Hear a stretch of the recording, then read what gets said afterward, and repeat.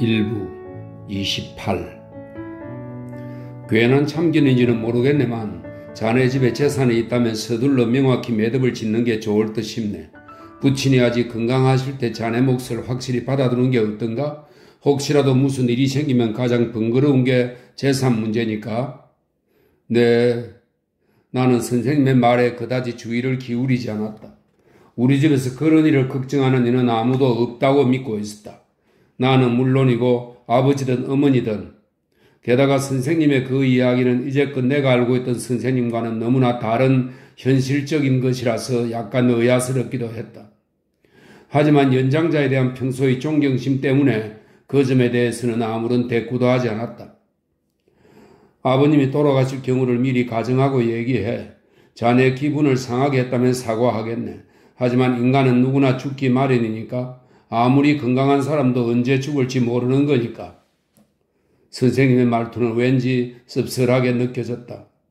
아니요, 저는 정말 아무렇지도 않습니다. 하고 나는 둘러댔다.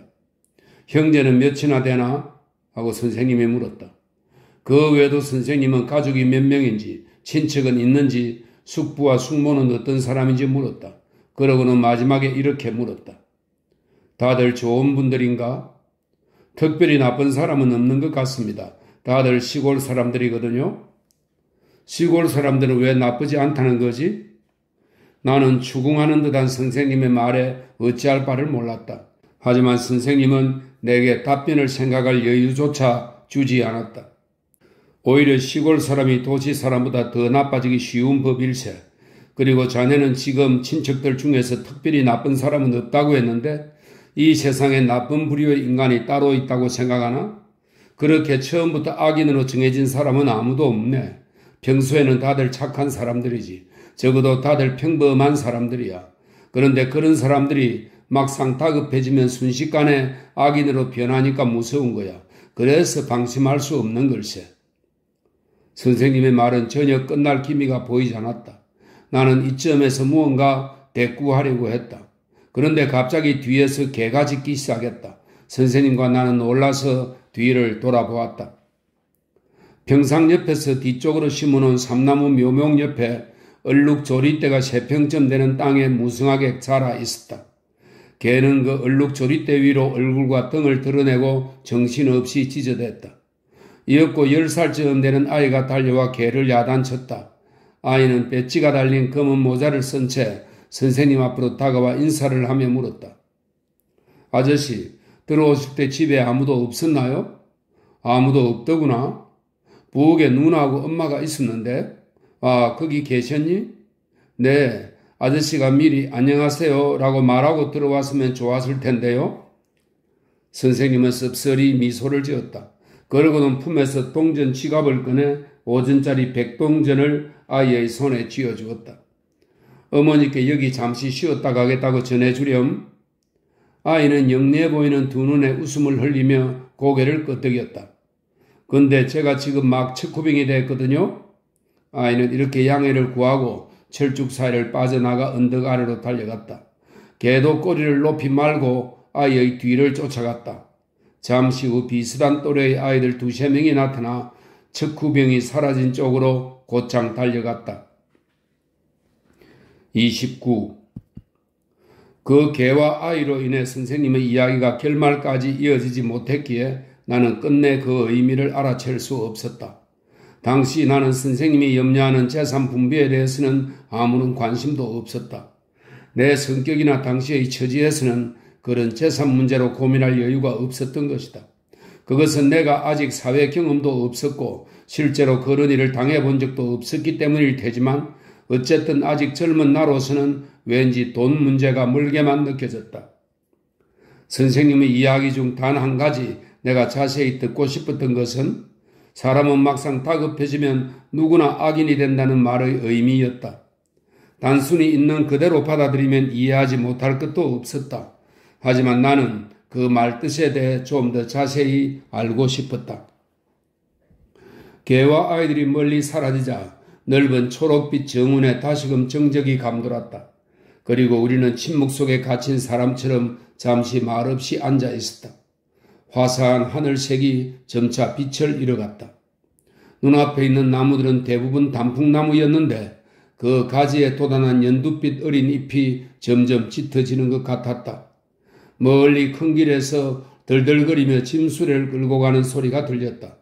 나는 마을 사람이 정원수를 싣고 불공을 들이러 가는 것이라고 혼자 상상했다. 선생님은 그 소리를 듣더니 갑자기 명상에서 깨어난 사람처럼 벌떡 일어났다. 이제 슬슬 돌아가지. 해가 꽤 길어지긴 했지만 이렇게 한가로이 쉬다 보면 날이 금방 저물거든. 조금 전에 평상에 들어누웠던 선생님의 등에는 검불이 잔뜩 묻어 있었다. 나는 두 손으로 그것들을 털어냈다. 고맙네. 나무 지인이 달라붙진 않았나?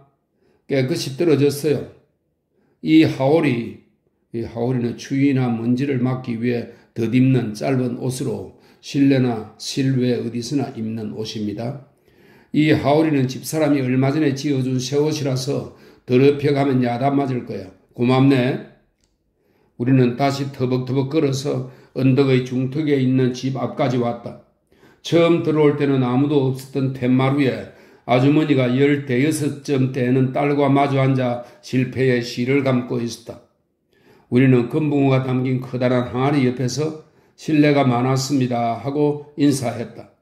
아주머니는 아니요, 별 말씀을요 하고 답례하고 아이에게 동전을 준 것에 대해 고마워했다. 그 집 대문을 빠져나와 2, 3정쯤 걸었을 때 나는 마침내 조심스럽게 말을 꺼냈다. 아까 선생님이 사람은 막상 다급해지면 누구나 악인이 된다고 하셨는데 그건 무슨 뜻입니까? 특별히 깊은 뜻이 있는 건 아니네. 말하자면 그건 내 이론이 아니라 실제로 벌어지고 있는 사실이지. 그건 이해하겠는데요. 제가 궁금한 건 막상 다급해진다는 말의 의미입니다. 대체 어떤 경우를 말씀하시는 겁니까? 선생님이 웃음을 보였다. 마치 지난 이야기를 이제 와서 다시 설명하려니 맥이 풀린다는 듯이. 돈 얘기야. 돈을 보면 아무리 군자라도 금방 악인으로 바뀌거든. 선생님의 답변은 평범하다 못해 시시하기까지 했다. 선생님도 내 질문에 시큰둥했겠지만 나 역시 맥이 빠지는 기분이었다. 나는 새침한 표정으로 발걸음을 재촉했다. 그러자 선생님이 약간 뒤처졌다.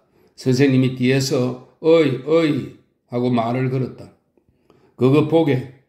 뭐 말입니까? 자네 기분도 내 대답 한마디에 금방 바뀌지 않는가? 뒤돌아서 기다리고 서 있는 내 얼굴을 보고 선생님은 그렇게 말했다. 30. 그때 나는 내심 선생님이 얄미웠다.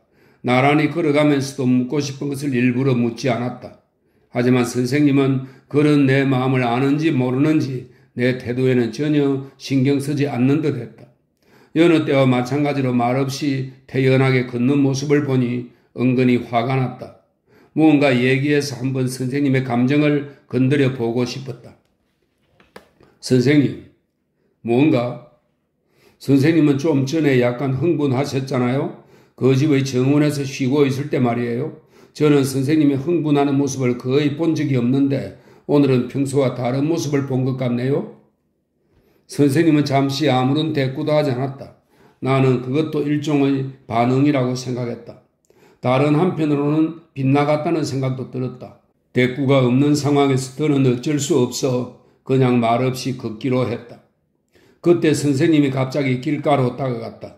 그러고는 깔끔하게 손질된 산 울타리 밑에서 옷자락을 걷어 올리고 소변을 보았다. 나는 선생님이 볼일을 보는 동안 멍하니 서 있었다. 미안. 선생님은 이렇게 말하고 다시 걷기 시작했다.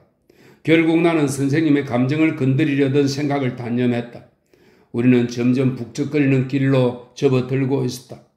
지금까지 간간히 보이던 경사진 넓은 밭과 평지는 완전히 자취를 감추고 좌우로 집들이 길게 늘어서 있었다. 그래도 여기저기 마당 구석에서 완두콩 등굴이 대나무를 타고 올라간 모습이나 철망 안에 닭을 기르는 광경은 한가로워 보였다. 시내에서 돌아오는 마차들이 끊임없이 스쳐 지나갔다.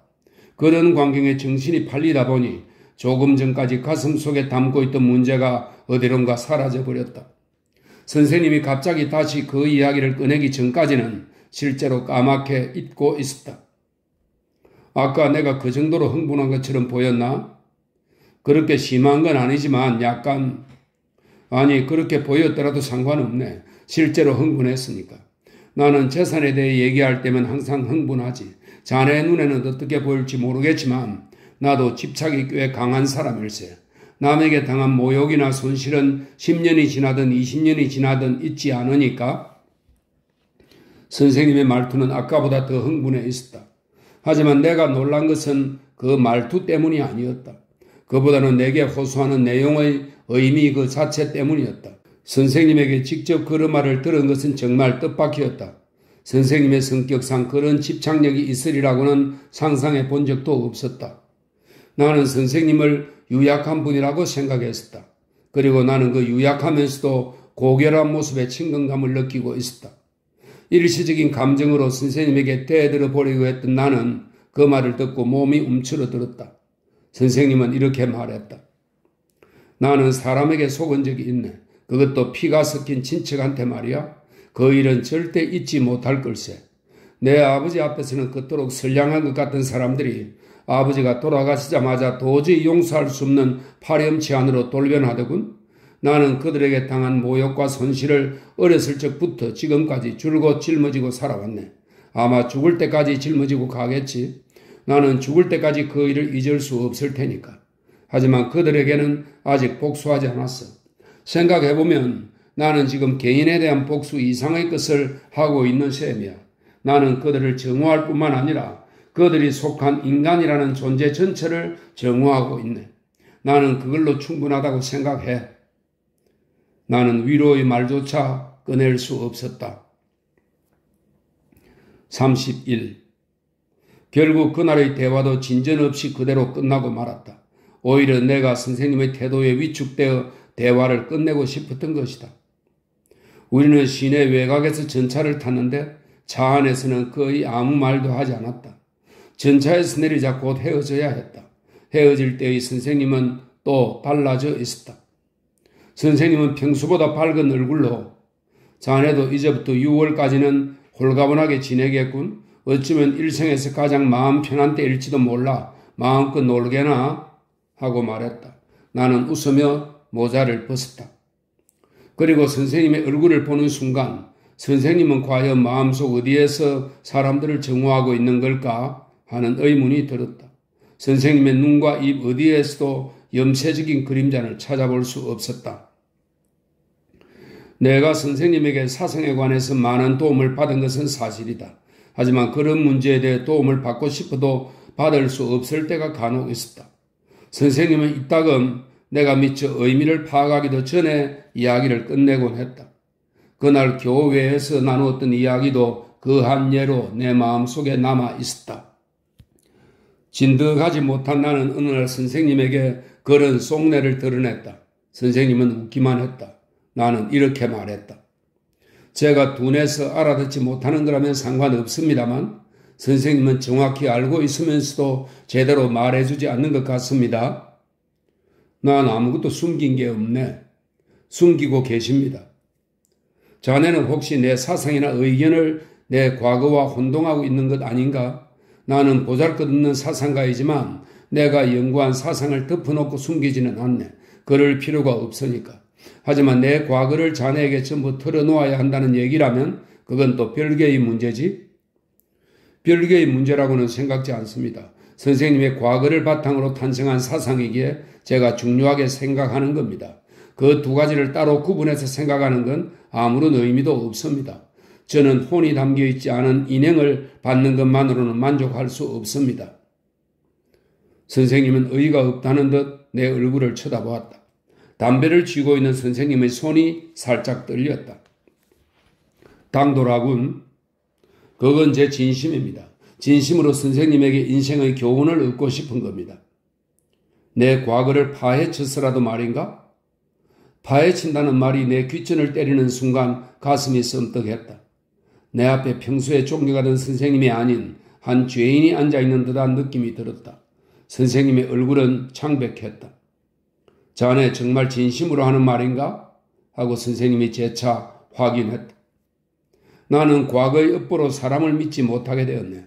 그래서 실은 자네도 믿지 못하고 있어. 하지만 왠지 자네만큼은 믿고 싶어. 자네는 내가 의심하기에는 너무 순수해 보이거든. 나는 죽기 전에 단 한 명이라도 좋으니 사람을 믿어보고 싶네. 자네가 그 한 사람이 될 수 있겠나? 되어 주겠나? 자네는 정말 진실한 사람인가? 만약 제 생명이 진실한 거라면 지금 제가 드린 말씀도 진실입니다. 내 목소리가 떨렸다. 그럼 됐네 하고 선생님이 말했다. 얘기해 주지. 내 과거를 숨김없이 전부 얘기해 주겠네. 그 대신 아니 그건 상관없지. 그런데 내 과거가 자네에겐 별 도움이 되지 않을지도 몰라. 어쩌면 듣지 않는 편이 더 나을지도 모르지. 그리고 지금은 얘기하기 곤란하니 그리 알고 기다려주게. 적당한 때가 되면 얘기해 주겠네. 나는 하숙집에 돌아온 뒤에도 부담감을 떨칠 수 없었다. 32. 내 논문은 생각했던 것만큼 교수에게 좋은 평가를 받지는 못했다. 그래도 어쨌든 무사히 통과했다. 졸업식 날에는 고리짝에서 곰팡내 나는 낡은 겨울 양복을 꺼내 입었다. 식장에 늘어선 졸업생들의 얼굴은 하나같이 더워 보였다. 나도 바람이 통하지 않는 두툼한 모직물에 감사히 몸을 지탱하기가 쉽지 않았다. 잠깐 서 있는 사이에 손에 쥔 손수건이 흥건해졌다. 나는 졸업식이 끝나자마자 곧장 하숙집으로 돌아와 옷을 훌훌 벗어 던졌다. 하숙집 2층의 창문을 열고 졸업장을 망원경처럼 둘둘 말아 그 구멍을 통해 세상을 멀리 바라보았다. 그런 다음 졸업장을 책상 위에 내던졌다. 그러고는 방 한가운데에 큰 대자로 엎드렸다. 그 자세로 나의 과거를 돌이켜보았다. 또한 미래도 상상해보았다. 그러자 그 중간에 한 획을 긋고 있는 그 졸업장이라는 종이가 무언가 의미가 있는 것 같기도 하고 없는 것 같기도 했다. 그날 저녁 나는 선생님 댁으로 식사하러 갔다. 졸업식 날 저녁 식사는 다른 곳에서 하지 않고 선생님 댁에서 함께 먹기로 그전부터 약속했기 때문이다. 약속대로 거실 툇마루 쪽에 식탁이 차려져 있었다. 무늬가 새겨진 풀먹인 두툼한 식탁보가 전등불빛에 아름답고 선명하게 빛나고 있었다.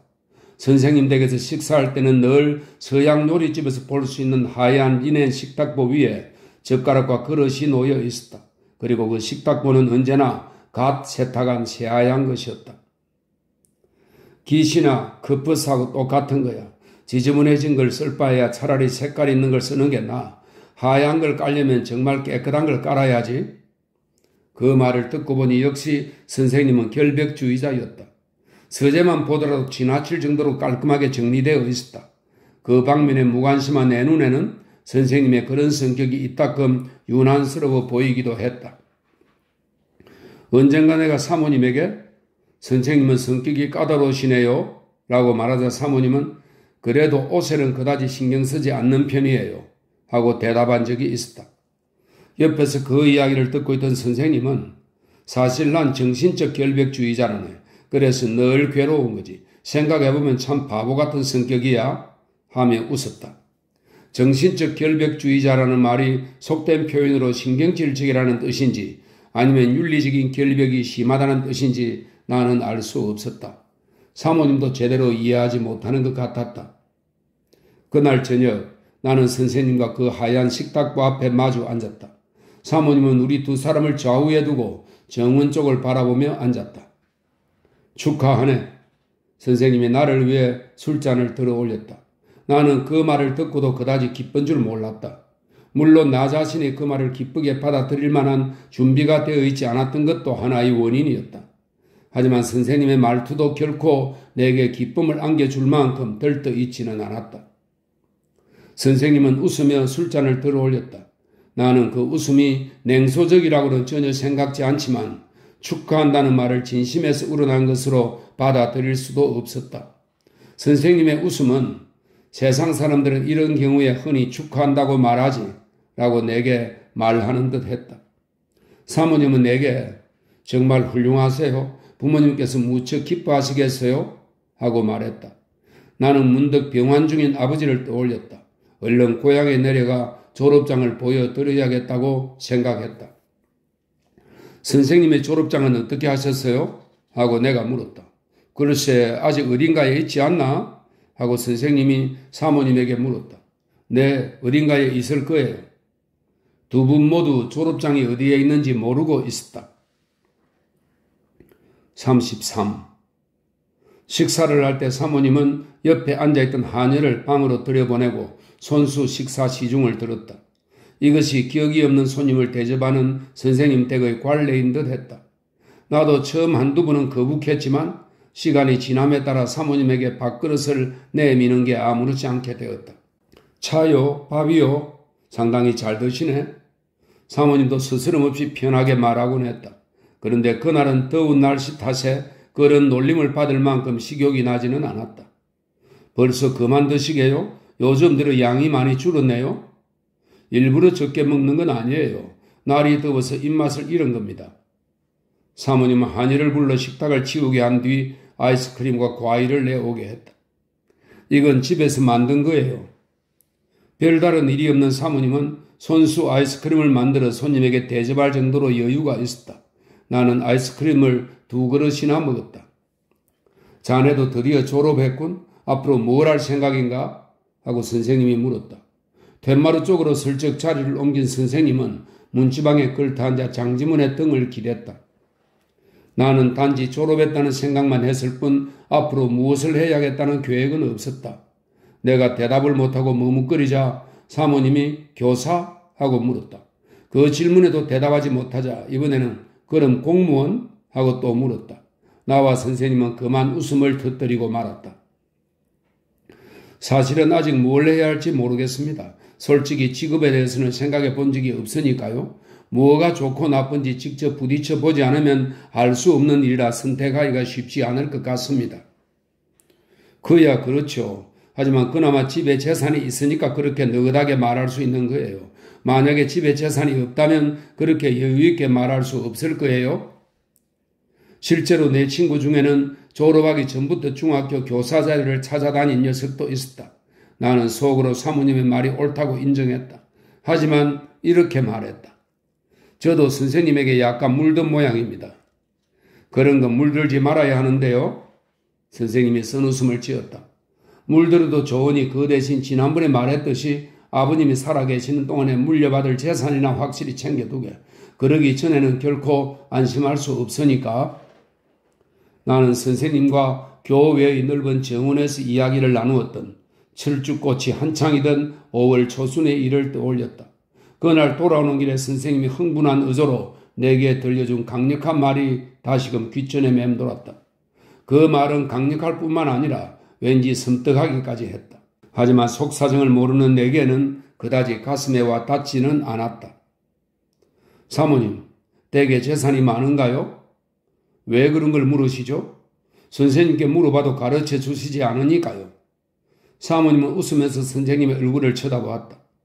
내놓고 얘기할 정도가 아니니까 그렇겠죠. 그래도 얼마쯤 있으면 선생님처럼 지낼 수 있는지 알아야 고향에 내려가서 아버지와 단판을 지을 수 있죠. 제가 참고할 수 있게 가르쳐 주세요.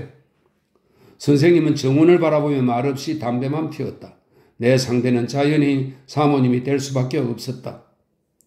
얼마라고 얘기할 정도는 아니에요. 그냥 이렇게 그럭저럭 먹고 살 수 있는 정도죠. 그건 그렇고 학생도 이제는 정말 무언가 일을 해야 해요. 선생님처럼 집에서 놀기만 하는 건 아니야. 선생님은 얼굴만 살짝 돌리며 사모님의 말을 부정했다. 34. 그날 밤 나는 10시가 넘어서야 선생님 댁에서 나왔다. 2, 3일 안에 고향에 내려갈 생각이었기에 자리에서 일어나기 전에 잠깐 작별 인사를 드렸다. 당분간 뵙지 못할 것 같습니다. 9월에는 돌아오시겠죠? 나는 이미 졸업했으므로 반드시 9월에 돌아올 필요는 없었다. 하지만 한창 더운 8월을 도쿄에서 보내고 싶은 생각도 없었다. 내게는 구직 활동을 위한 귀중한 시간이라는 감각 자체가 없었다. 아마 그때쯤엔 올라올 겁니다. 그럼 건강하게 지내요. 어쩌면 우리도 이번 여름에 어디 갈지도 몰라요. 올여름도 꽤 더울 것 같아서요. 가게 되면 그린 엽서라도 보낼게요. 만약 가시게 되면 어디로 가실 생각이세요? 선생님은 사모님과 내가 나누는 이야기를 들으며 빙그레 웃기만 했다.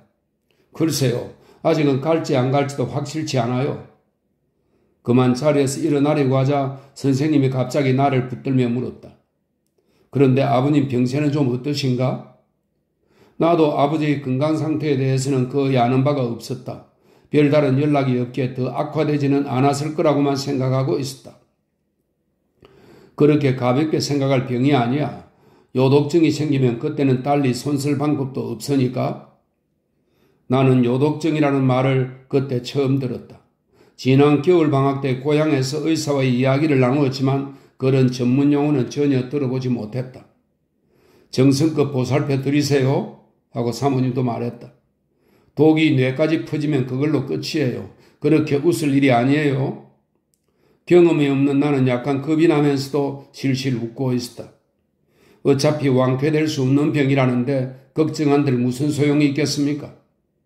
그렇게 편하게 체념하면 그뿐이지만 사모님은 오래전에 똑같은 병으로 돌아가셨다는 어머니 생각이라도 났는지 가라앉은 목소리로 말하고는 고개를 떨어뜨렸다. 나도 아버지의 운명을 생각하니 문득 죄송한 마음이 들었다.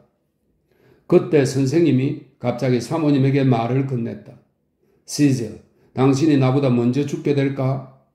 왜 그런 걸 물어요? 그냥 별 뜻 없이 물어본 거야. 아니면 내가 당신보다 먼저 가게 될까? 대개는 남편이 먼저 떠나고 부인은 뒤에 남는 것 같던데? 꼭 그런 건 아니에요. 하지만 아무래도 남자들이 나이가 많잖아요. 그래서 남편이 먼저 죽는다는 건가? 그럼 나도 당신보다 먼저 저 세상에 가야겠네? 당신은 예외예요. 그럴까? 당신은 건강하신걸요? 병을 알아본 적이 거의 없잖아요. 그런 걸 보면 아무래도 내가 먼저 갈 것 같아요. 그런가? 네, 틀림없어요. 선생님은 내 얼굴을 쳐다보았다. 나는 웃고 있었다. 근데 만약 내가 먼저 가게 되면 당신은 어떻게 할 건가? 뭘 어떻게 해요? 사모님은 말을 우물거렸다. 선생님의 죽음에 대한 이야기에 약간 비애를 느끼고 있는 듯 했다. 하지만 다시 얼굴을 들었을 때는 이미 태연한 표정으로 바뀌어 있었다. 어떡하긴요? 뭐 어쩔 수 없죠. 죽음에는 정해진 순서가 없다잖아요? 사모님은 짐짓 아무렇지도 않은 듯 나를 쳐다보며 농담처럼 말했다. 35. 나는 자리에서 일어나려다가 다시 주저앉아 이야기를 일단락 지을 때까지 두 분을 상대하게 되었다. 자네는 어떻게 생각하나? 하고 선생님이 물었다. 선생님이 먼저 죽을지 사모님이 먼저 세상을 뜰지 그것은 물론 내가 판단할 수 있는 문제가 아니었다. 나는 그냥 웃으며 말했다. 사람의 수명은 저도 알 수 없죠. 그건 정말 운명이니까요. 태어날 때부터 정해진 수명을 타고나니 어쩔 도리가 없죠. 선생님의 아버님과 어머님도 거의 비슷한 시기에 돌아가셨어요. 돌아가신 날짜 말입니까? 같은 날 돌아가신 건 아니지만 거의 같은 거나 마찬가지예요. 잇따라 돌아가셨거든요. 그것은 나도 처음 듣는 얘기였다. 신기하다고 생각했다. 어떻게 그렇게 한꺼번에 돌아가셨어요? 사모님이 내 질문에 대답하려고 하자 선생님이 가로막았다. 그런 얘기는 그만하지. 별로 중요한 게 아니니까. 선생님은 손에 든 부채를 괜스레 휙휙 붙였다. 그러고는 다시 사모님을 돌아보았다. 시즈, 내가 죽으면 이 집은 당신이 가져. 사모님은 웃음을 터뜨렸다. 주시는 김에 땅도 주세요. 땅은 남의 것이니 줄 수가 없지. 그 대신 내 물건을 전부 당신한테 주겠어. 정말 고맙네요. 하지만 서양글로 된 책들은 제게 아무 소용도 없잖아요. 헌책방에 팔면 되지. 팔면 얼마나 될까요? 선생님은 아무런 대답도 하지 않았다. 하지만 선생님의 이야기는 자신의 죽음이라는 훗날의 문제에서 쉽사리 벗어나지 못했다. 그리고 그 죽음은 반드시 사모님보다 자신에게 먼저 찾아올 것이라고 생각했다. 사모님도 처음에는 애써 실없는 농담으로 생각에 가볍게 받아 넘기는 듯 했다. 그러더니 어느 틈엔가 그 이야기는 감상적인 여인의 마음을 무겁게 짓누르기 시작했다. 내가 죽으면 하는 게 벌써 몇 년째예요? 제발 적당히 좀 하세요. 그런 말은 불길하니까 이제 그만하세요. 당신이 죽으면 무엇이든 당신 뜻대로 해드릴 테니까요. 그럼 되잖아요? 선생님은 정원 쪽을 바라보며 웃었다. 하지만 더 이상 사모님이 싫어하는 말은 하지 않았다. 나도 너무 오래 앉아있는 것 같아 곧바로 자리에서 일어났다. 선생님과 사모님은 현관까지 따라 나왔다. 아버님을 잘 보살펴 드리세요 하고 사모님이 말했다. 그럼 9월에 또 보세 하고 선생님이 말했다. 나는 두 분에게 인사하고 격자문 밖으로 걸음을 옮겼다. 현관과 대문 사이에는 울창한 물풀의 나무 한 그루가 내 앞길을 가로막듯 어둠 속에서 가지를 뻗고 있었다. 나는 두세 걸음 다가가 그 무스름한 잎으로 뒤덮인 그 우덤지를 올려다보며 가을에 필 꽃과 그 향기를 머릿속에 떠올렸다. 나는 이전부터 선생님의 집과 그 물풀의 나무를 따로 떼어놓을 수 없는 것이냐 언제나 함께 기억하고 있었다. 내가 무심코 그 나무 앞에 서서 다시 이 집의 현관에 들어서게 될 올 가을을 생각하는데 지금까지 격자 사이로 불빛을 비치던 현관의 전등이 갑자기 꺼졌다. 선생님 내외는 바로 안으로 들어간 것 같았다. 나는 혼자 캄캄한 밖으로 나왔다. 나는 곧장 하숙집으로 가지 않았다. 고향에 내려가기 전에 사야 할 물건도 있었고 뱃속에 잔뜩 집어넣은 음식도 소화시킬 겸 번화가 쪽으로 걸음을 옮겼다. 시내는 아직 초저녁이었다. 별다른 용건도 없어 보이는 남녀들로 북적이는 거리에서 오늘 나와 함께 졸업한 친구와 마주쳤다. 그는 나를 억지로 술집으로 데려갔다. 그곳에서 맥주 거품처럼 토해내는 그의 넋두리를 들어야 했다. 나는 자정이 넘어서야 겨우 하숙집으로 돌아왔다. 제1부 마지막 글입니다. 36. 나는 그 다음 날도 고향에서 부탁한 물건들을 사기 위해 더위를 무릅쓰고 돌아다녔다. 편지로 물건을 부탁받았을 때는 별거 아니라고 생각했는데 막상 돌아다니다 보니 보통 성가신 게 아니었다.